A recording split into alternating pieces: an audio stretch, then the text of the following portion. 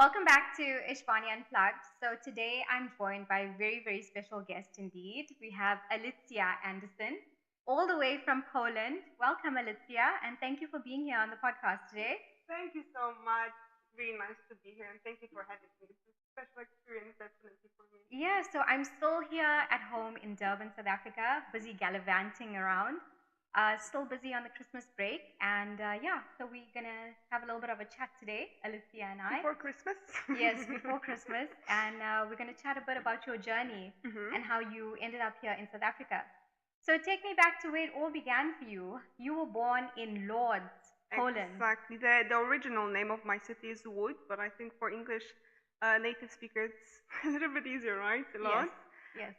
So I wouldn't say it's a huge city. It's a medium city, in my opinion. Not a lot of people like it, especially the people from Poland, because it's quite grey. It's not a really happy, I would say, city, if you know what I mean. And there's a lot of blocks, not a lot of houses, because in Poland, I don't know if you know that, but in Poland there is, I would say, big segregation when it comes to people. With blocks and houses, only the richer people, let's say, live in houses, not like in South Africa where everybody can basically afford a house. Yes. But it's still good. It's still okay. It's very similar to Romania then, because it's part of Eastern Europe, hey, Poland. Yeah. And in Romania, everybody also lives in little flats. It's very rare for someone to actually own a home or own even a big car like a SUV. It's very rare. Most of the people drive smaller cars like Dacias, and and they live in apartments. And it is also very dull. All the blocks look similar. They are grey and white, and that's pretty much all the colors. I think it depends on the country, because I think maybe around 20 years ago or 15 years ago it was like this, but I think in Poland we had a lot of development. Okay. So some of them are still gray and dark and everything. It doesn't really look pretty. I would say maybe something like the Cape Cod you have. Yes. So yes. It looks like this. Okay. But even the building that I lived in, it was like yellow and green. So a lot of them they different painted. colors. Yeah, they renovated, painted, and there's a lot of new investment going on right now. A lot of new buildings and blocks. Oh, that's great. So how was your childhood like in Poland? Oh, it was definitely different than your guys in South Africa, from what my husband told me. In Poland, I would say a lot of good food, granny food. I think that's the most important, because I traveled to, I would say, a lot of countries. I've lived in a lot of countries, but no country has the same, like not even similar food, like Poland does. So if you think about granny food, you think about soup, because it's of course cold in Poland. The winter is like for 8 months. 8 months of winter, and it's a lot of snow, so you have to constantly keep warm. Exactly. So soups and breads and exactly. So the soups, we make a lot of soups. We like pork schnitzel. We have a lot of, I think, pork. Yes. So I think that's my favorite part of my childhood, the food, and I still miss it, because in South Africa or in China, you can't find it. Even the other day I was trying to make a soup and I can't. Yes. Because they don't have the ingredients. The proper ingredients. But other than that, other than food, I think whatever you see, on Instagram, Facebook, whatever videos you see about Eastern Europe, I think it's just that. When you're a kid, you go out. Obviously, if you live in a block, your parents just let you out. You have to play around the block. Because it's safe as well, hey? Yeah, it's very safe. I'd say when you're younger, your parents let you just outside the block. So you can go in front, behind, whatever, and you can stay there so your parents can see you through the window. Yes. And I think as you grow a little bit older, you can go to the playground or something like that, which is also nice. But it's safe. It's really great and safe. And I feel like it's also better for the kid to learn a little bit of independence, because it's to not explore. Exactly. Mix with other kids, be social. Exactly. Because here, or I don't know, not in America, wherever, you just basically go to the garden, right? Yes. And then you need to make play dates in order to even meet your friends, and there you just go. Yes. That's great. So how did you end up leaving Poland? I would say that's a little bit of a complex question, because when you see like Instagram and Facebook and all the social media, you can see other people's lives, right? Yes. And well, I have to admit that life in Poland is not so great, as you said, because it's a little bit dull and it's, I would say, people. People, of course, you have some good people, but it's not the majority. The majority, from what I've experienced, what I've seen, people are not very happy. And if you spend a lot of time in this kind of environment, you become unhappy. And I didn't really want this to be my life. And also, I think in Poland, it's very hard to make a good living. Yeah, because I don't think we have that much in Poland. So it's really, really hard to make good living if you don't have connections or family that is rich or something like that. So I think that was my main motivation. At first, I was going to go to England, but then my sister actually was in China. She was studying in China. And then she offered me to come to China. At first, I went there on a holiday after my 18th birthday, and then she asked me if I would like to come. And to be honest, I didn't really think about it, but I decided to do it. I remember my first day in China when I arrived. I think as soon as I arrived home at my sister's apartment, I just thought to myself, what did I just do? Yeah. You know? Yeah. Yeah. It was a shock to the system. And how different was, you lived in China for how many years? 5 years. 5 years, 5 wow. years. So you got there and then you never went back home for like 5 years. Yeah, because of the COVID. I wanted to go back home. Well, at first, the initial plan was to stay there for a year, make a little bit of money, and, you know, just go back home. But then I met my now husband, of course, so that was another As fate thing. would have it, yes. Exactly. A South African guy, yes. Of course, that's the best. That's Yes. right. So how different was Europe or Eastern Europe compared to Asia, China specifically? Yes, I think, to be honest, I don't think you can compare China to anything else, because you can go to all the Asian countries, like, you know, Thailand, Philippines, and all those places, but these are holiday places. This is not, I would say, real Asian experience when you move there. In China, everything is very fast. Everything is very quick. People don't live, they don't really live. They more likely they live to work, not the other way around. And this is not good, because I think making connections with Chinese people when you came from a certain culture to this kind of culture, it's not very easy to also make friends with them, in my opinion, because you don't really have things in common. Yes. And I didn't really enjoy the fast lifestyle and all that. But I think other than that, I think it's good. I think China is the place that everybody should go to and should experience it, even if it's just for a holiday or work, whatever you want to do. Yes. The food. The food is a big thing, because people everywhere, they say they love Chinese food, especially now that it's a trend to Yes. Chinese food. Even on our Mr. D apps and Uber Eats, Chinese food is a very popular Exactly. go-to for all of us. Yeah. Exactly, but it's not the same in China. Is it? No, it's not the same.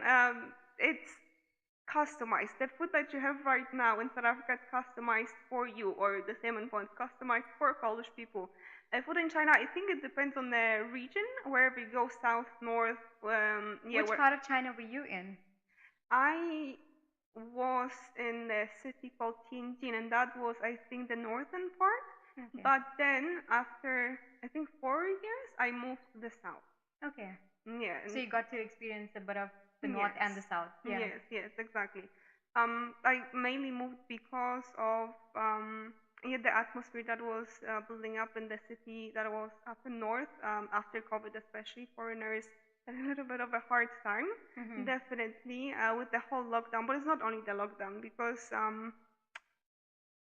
of you are a foreigner, sometimes they wouldn't let you go to some places, and you had just a lot of limitations that you wouldn't normally have. And I think that became over time, because at first you don't even think about it. You just think, okay, that's my life. I need to, listen to them, do whatever they tell me to do. Yes. But then after 4 years of, following the rules, it becomes debilitating. Yeah, it's hard to live like that forever. Exactly. You kind of stop feeling like a human being and more like a puppet, Yes. But still, China experience was good. I'm not complaining. I'm not saying it was horrible. Yes. But just purely because of COVID, it just gotten quite hard. Yes, there was more and more rules over time, especially because of COVID. Yeah, even well, if you ever go to China, if you want to travel to China, especially with the hotels. I remember we wanted to go. We wanted to go to Guangzhou, and the hotel, they don't really take foreigners. Like, you really need to make sure that if you book a hotel, you contact the hotel to make sure that they take foreigners. Wow. Okay. So there is a lot of red tape. Yes, there is. But it's also a beautiful country. It's also a country worth visiting. Yes, absolutely. Very rich with culture and cuisine and all of that. Yes, it is. Well, if you like spicy food, then definitely this is a country for me. you. Yeah, so probably I need to go there because I love spicy food. Yeah. So what were you doing in China? You were teaching, I believe. Yes, I was teaching English. I was teaching English for 5 years. I taught in primary school, training center, like everywhere you can teach, I did. Right. You know, a little bit with adults, with teenagers, small kids, little newborns, basically. Yes. How did your English get so good? Because you grew up in Poland. Did you learn English in Poland, or did you learn it later in life? So in every school you have English classes, of course. Yes. In Poland, every school you have the English classes. I would say it helped me to get the basics of English, the words, the grammar a little bit, but it's not that helpful because in those schools they don't really teach you to speak. They teach you all the rules, they teach you all the words, but they don't teach you to speak. And that's why now that I am a teacher, I have a completely different approach towards it. Yes, exactly. Because it has to make sense in real life. You can't just learn the rules. It's like when a surgeon, he needs to know how to physically do it. He can't just learn from the textbook and not have any practical abilities from it. Yeah. Exactly. So I think the most of my knowledge probably comes from my husband. Wow. Because when I met him, when I met my husband, I couldn't really speak English at the time. Yes. I was trying to communicate with him. We had so many misunderstandings. So yes. It was funny. But yeah, I think the more time I spent with him, because I think after 3 months we moved in together, and I think that was that point where I just had to speak English 24 hours. All the time. And I think that's the moment when I learned. So your husband was also a teacher there at that point, and is that how you met? How did you guys meet? That's not even it. That's not it. We met. Both of us, we lived in China, and then his brother and my sister, they also lived in China. And then his brother, they wanted to go for a holiday to the Philippines. My sister, she wanted to go with her boyfriend, and his brother with his girlfriend. And they didn't even know about this, I think, but they booked the same flight to the same place. Oh. So it kind of ended up them going together, all four of them. And then I think at that moment I didn't want to go. My sister was asking me so many times. I was like, I don't want to be a third wheel. No, thank you. Yes. It's awkward, eh? Yeah. It's very awkward. Yeah. But eventually I agreed. And then that was basically the same situation with Luke. You know, his brother asked him to be come. The third wheel. So you were both the third wheels who ended up together. Exactly. So I guess it was fate. It was destiny. Yeah. No, that was definitely an interesting experience because on that holiday, that's the time when I really couldn't speak English, and somehow we made it. But yeah, so we met in the Philippines. I think I've met him before in China, but because I couldn't speak English, I was like, I don't want to talk to anybody. Yes, absolutely. Yeah. So what's it been like now? You're now in South Africa, so you eventually got married to Luke. Yeah. And you are now living in South Africa. What's it like being married to a South African first? I would say it's great. It's great, definitely great. But you South Africans, you have your character. Like you have a character. Like we do. Yeah. And I would say it's also a big difference because I'm not saying all the men in Poland. I'm not saying all of them. If anybody watches that, but. Definitely in Polish culture, it's something like this that the woman is more the man of the house, you know? Okay, so she wears the pants, the woman wears the pants in the relationship or in the house, Yeah, exactly. And I I don't really enjoy it. I don't want to do it. I don't care for it. And I think this is why I couldn't find anybody for myself in Poland. Right. Because it's just, well, no, it's not what I want. And, well, he definitely does it. Yes, he wears the pants in the house. Yes, definitely does it, yeah. So what's your experience like being in South Africa? I think it's great. I think South Africa, comparing to other countries, it's great. I know a lot of people, especially South Africans in South Africa, they won't agree with me. But I think they can't really say it until they travel to another country. I think South Africa is great. You have great people. You have good weather. You have so much in South Africa, the nature and the possibilities. Yes. But I think just a lot of people don't realize it, because a lot of people, as we talk, Luke and I, we always try to figure something out.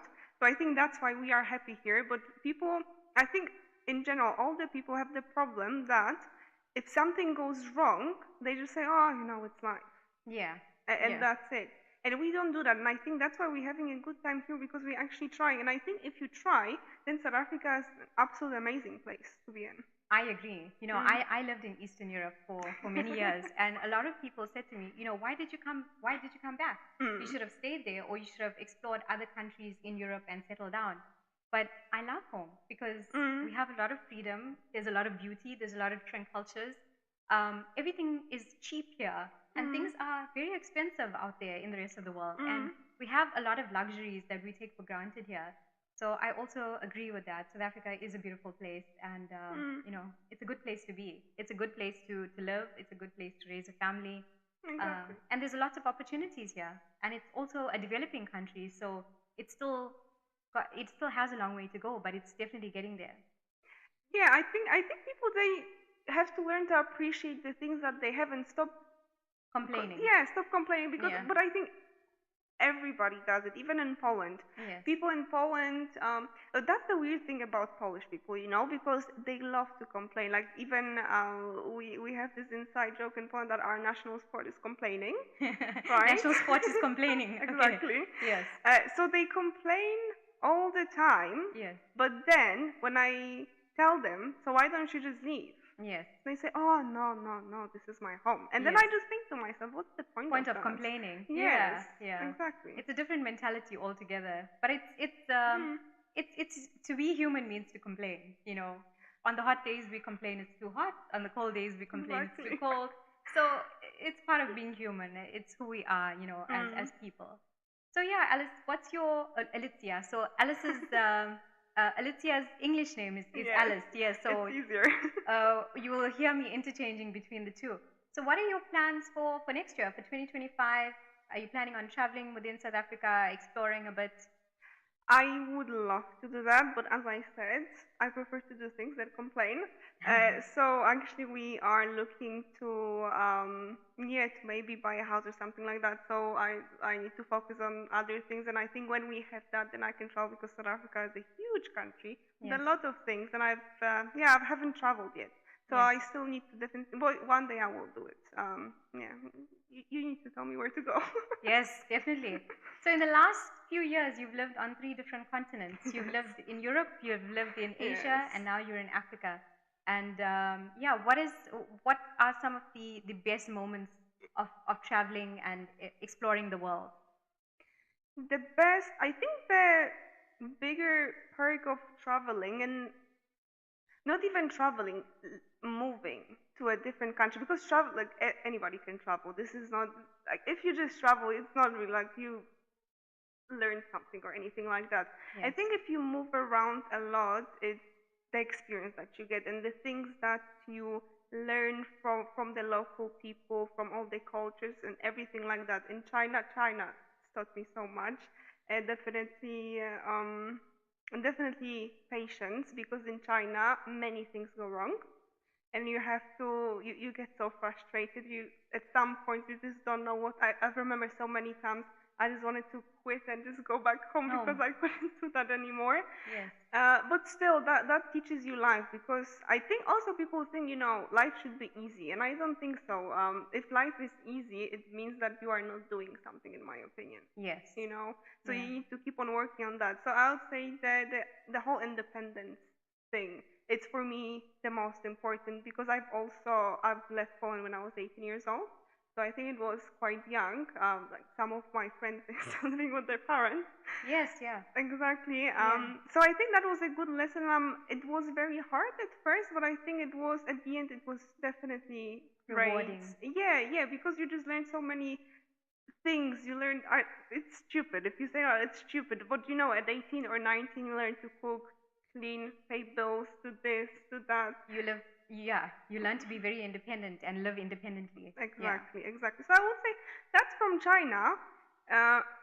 Poland, I left it for a reason, you know. Yeah. And I think because of COVID, I just wanted to leave China so much that I think in my head that created this kind of version of Poland where I thought it was absolutely great. I'm going to see my family, my friends, and everything will be great. And I would say that was extremely humbling for me because it's not the same, especially if you guys travel, that's the thing, because when you spend a lot of time abroad, you change, and you change a lot. You do change a lot, You do change a lot, and you have to remember that your family and your friends, when you come back, they expect you to be the same version, and you're not.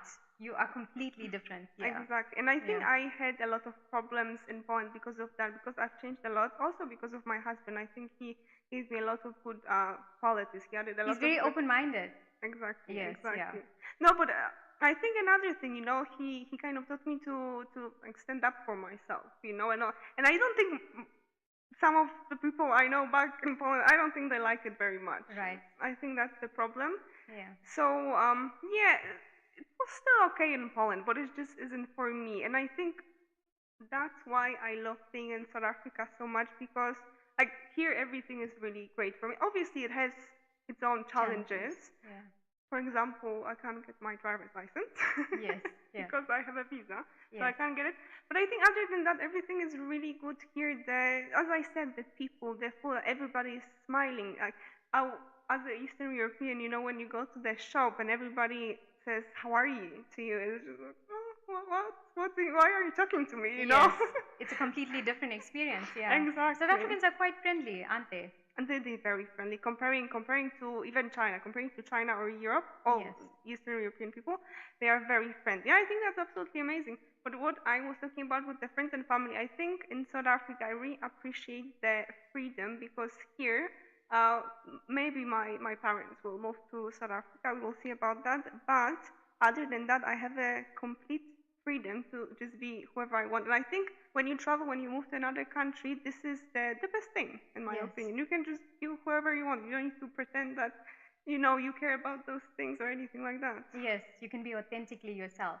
Exactly. And without fear of anything or anyone. Exactly. And perhaps that's what the journey has been all about, stepping into your own power. I think so.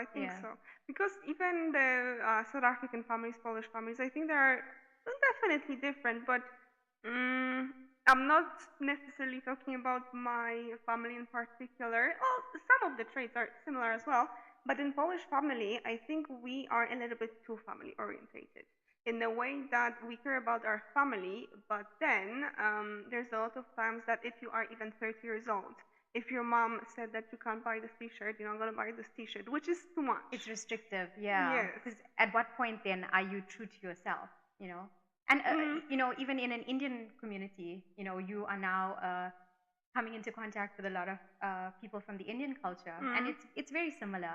You will find that, people are 35 years old or 40 years old and still living with their parents, and it's also something I'm like, okay, what's going on? You need to move and, explore a bit and find yourself, Exactly.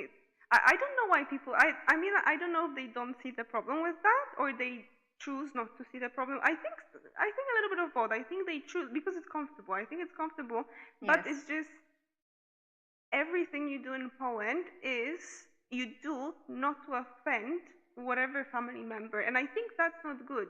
I really think that's not good, because I even had a situation with my family when it was getting really toxic, and people were telling me, "Oh, you can't just burn all the bridges, whatever." Why? They are not making. They're actually making my life worse. Yes. And at some point, you have to stand up for yourself. Exactly. We recently took a trip this past weekend to Johannesburg, and even my dad and I had a fight in front of his family members, and I have to stand my ground, and I also have to say what I feel deep inside, because I'm not afraid, and sometimes it doesn't go down well with the other family members because they feel it's too disrespectful or it's too rude. But I also have to be who I am, I think that's the most important. If you are not who you are, if you're not acting, if you don't do whatever you want to do, you're going to lose yourself. And then even today I had a conversation with a friend of mine, and I told her that if you put a mask on every single time, whenever you talk to your mom or dad, and you're gonna get lost. You're gonna get extremely lost, and that's not gonna be, that's not gonna be good for you. Because I'm not talking about just cutting off the whole family if you don't like them, but it's just too much dependence between the family members. It's definitely. Yeah. But I think in South Africa, the families are not, I think, as extreme, because I also feel like in South Africa, your family does it because they actually believe that this is the right choice for you. They want to help you. Yes. And I think in Polish families, it's sometimes in like the other way around, like the family member that is saying all those things, he wants to feel comfortable, So it's a selfish. Yes, exactly. Approach, and I think there's a lot of people like that in Poland. Mm-hmm. Well, interesting. Well, thank you for sharing with us today. It's been quite a journey for you. You've gone to 3 different continents in the last few years, and you are thriving, and you are recently married. So we wish you all the success. Thank you so much. And a happy married life, a lifetime of happiness, Thank and exploring South Africa, falling in love with South Africa. Hopefully. And so maybe the next time you'll be on the podcast, you'll be here with all your little ones. And that's a long shot. It's a long shot, yeah. And then you can tell us about motherhood and the South African experience. But thank you, Alicja. Thank you so much for having me. All Thank right. you. Take care, guys. Bye-bye.